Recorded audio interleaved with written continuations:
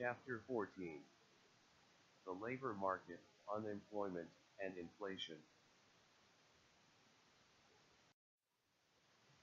Chapter Objectives. You have 5 minutes to read summary, P280, and then, there will be a short quiz.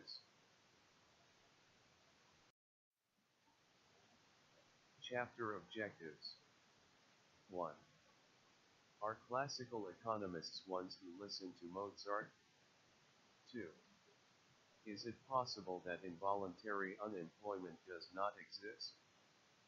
How can this be? 3. Does sticky wages refer to paychecks with gum on them?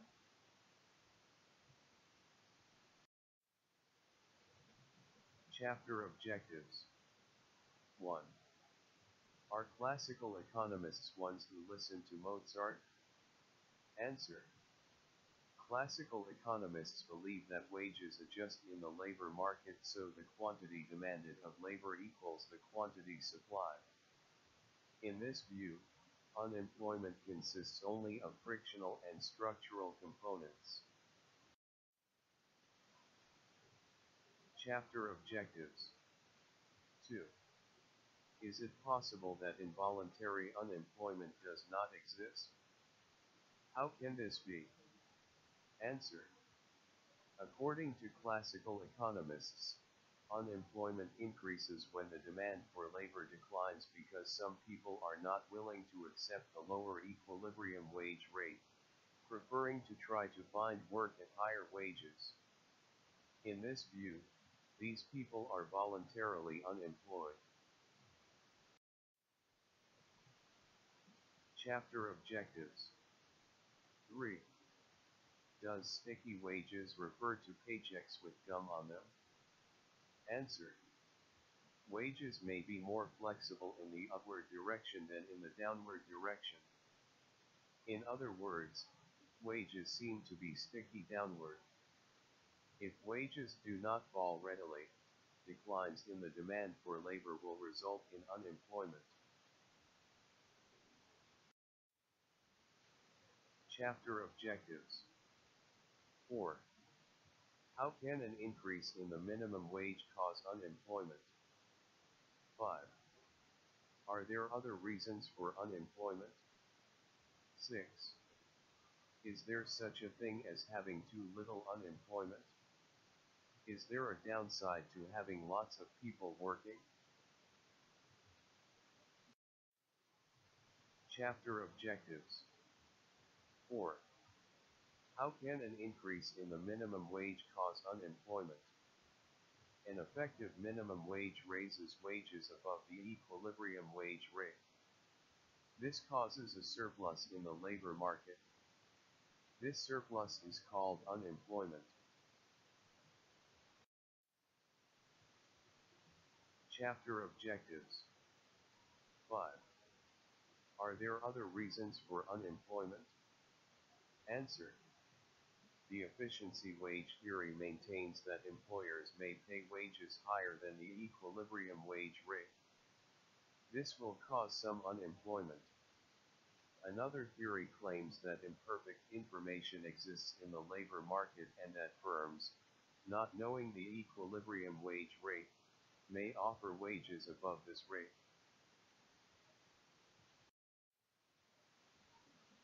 Chapter Objectives. 6. Is there such a thing as having too little unemployment?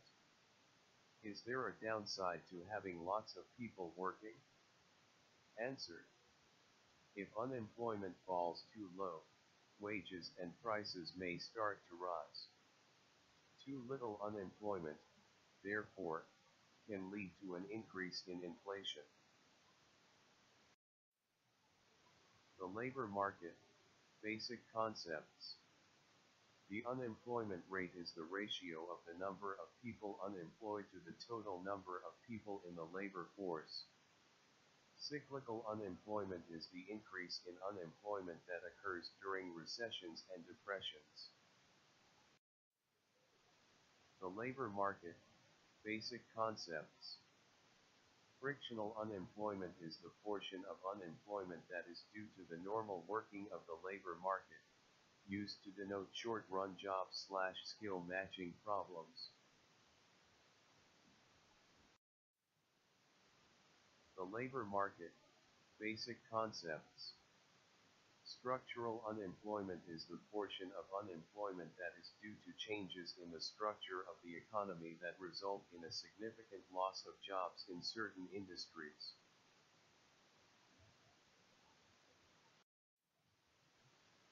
The classical view of the labor market.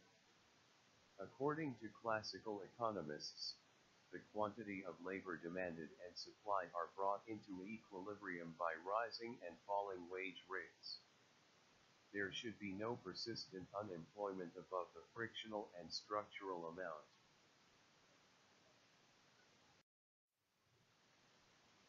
The classical view of the labor market. If labor demand decreases, the equilibrium wage will fall. Anyone who wants a job at W1 will have one.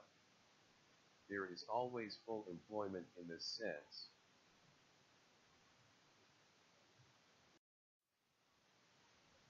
The classical labor market and the aggregate supply curve. The classical idea that wages adjust to clear the labor market is consistent with the view that wages respond quickly to price changes. This means that the S-curve is vertical. When the S-curve is vertical, monetary and fiscal policy cannot affect the level of output and employment in the economy. The unemployment rate and the classical view. The unemployment rate is not necessarily an accurate indicator of whether the labor market is working properly. The unemployment rate may sometimes seem high even though the labor market is working well.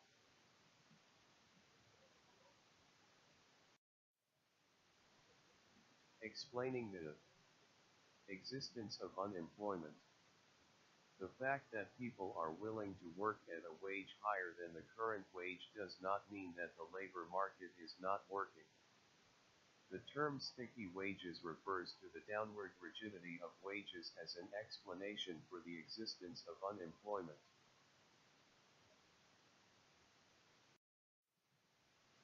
Explaining the existence of unemployment. If wages stick at W0 rather than fall to the new equilibrium wage of W** following a shift of demand, the result will be unemployment equal to L0 minus L1.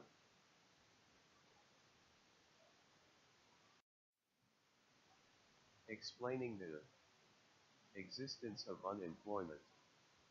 One explanation for downwardly sticky wages is that firms enter into social, or implicit, contracts.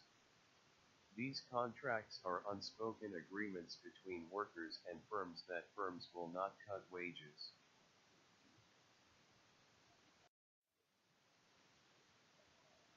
Explaining the existence of unemployment.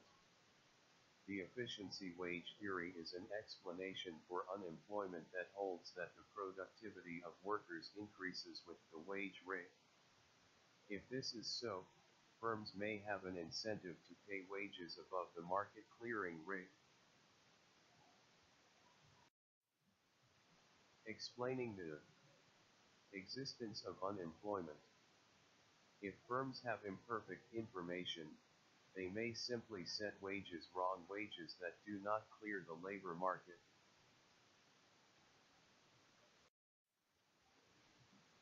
Explaining the existence of unemployment.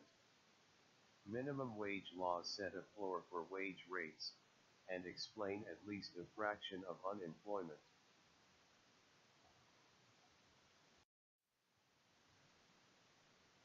The short-run relationship between the unemployment rate and inflation.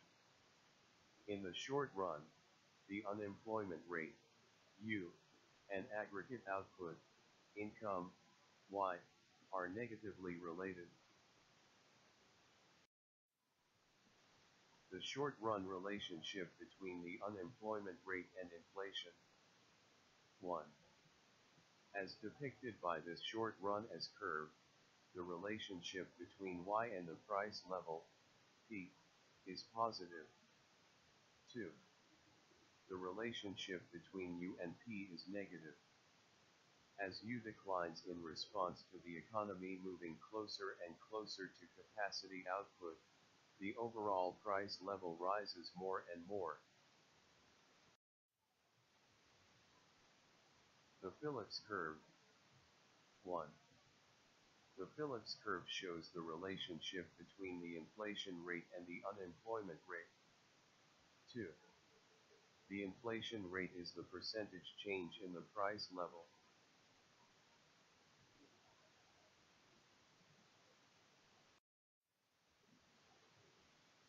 The Phillips curve. There is a trade-off between inflation and unemployment. To lower the inflation rate, we must accept a higher unemployment rate.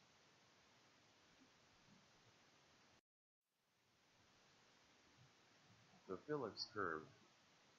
A historical perspective. In the 1960s and early 1970s, inflation appeared to respond in a fairly predictable way to changes in the unemployment rate.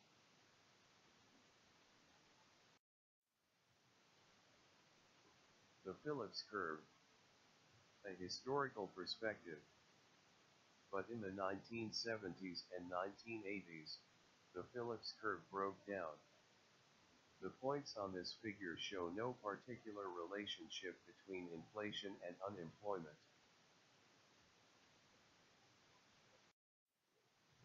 Expectations and the Phillips curve. Expectations are self-fulfilling. This means that wage inflation is affected by expectations of future price inflation. Price expectations that affect wage contracts eventually affect prices themselves.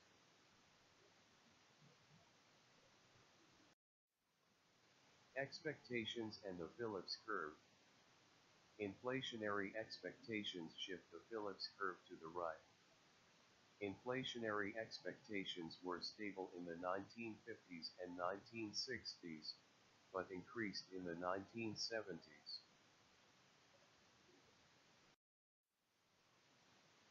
The long-run S-curve, potential GDP, and the natural rate of unemployment. When output is pushed above potential GDP, Y0, there is upward pressure on costs. Rising costs push the short-run S-curve to the left. The quantity supplied will end up back at Y0.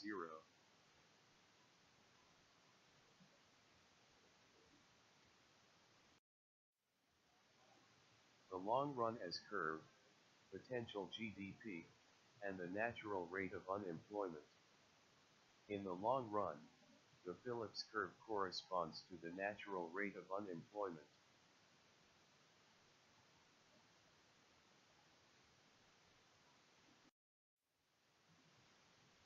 The non-accelerating inflation rate of unemployment. Many economists believe the relationship between the change in the inflation rate and the unemployment rate is as depicted by the PP curve in this figure.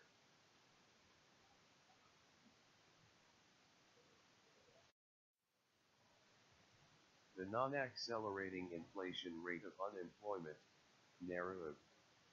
To the left of the NARUB, the price level is accelerating, positive changes in the inflation rate.